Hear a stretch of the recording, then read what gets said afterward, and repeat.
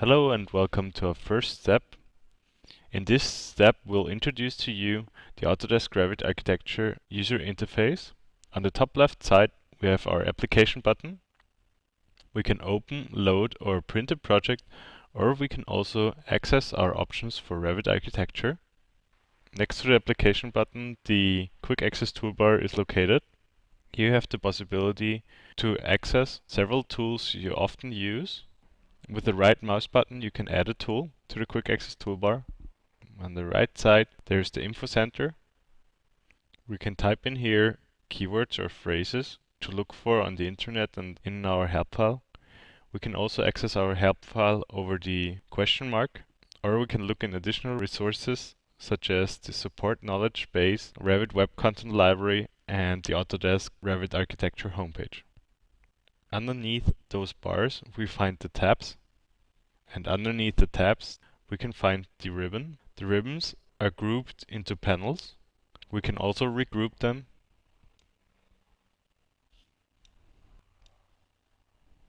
In the panels, you can find several tools. Some tools are grouped into rollouts. You can access those rollouts by clicking the small triangles. And here you see a variety of tools.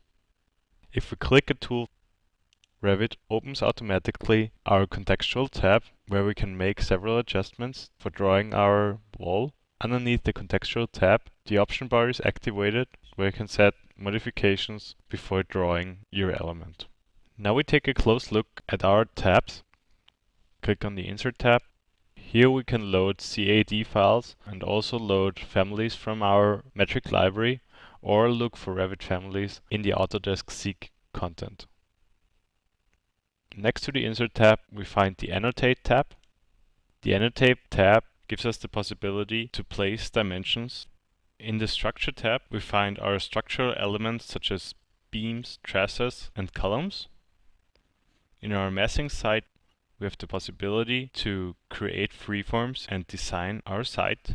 The View tab is really important because here you can create new schedules, legends, and also create new views. And on the right side, you have the User Interface button, where we can arrange our user interface or also set our keyboard shortcuts. Here we can look for them, or we can add new ones or replace old ones. This is our drawing area. Underneath the drawing area, you find the View control bar to set different graphic styles for your view. Underneath the View control bar, you find the status bar. If you pick an element, Revit also gives you the information about that element in the Properties palette.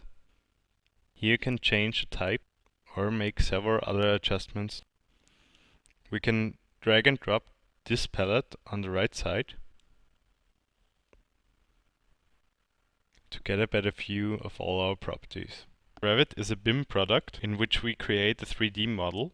Out of that model, you can generate several views, and those views are listed in the project browser, which is on our left side. We can generate here floor plans, sections,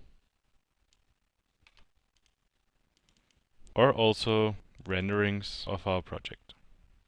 So that's it for our first step, and in the next step, we'll start with our project.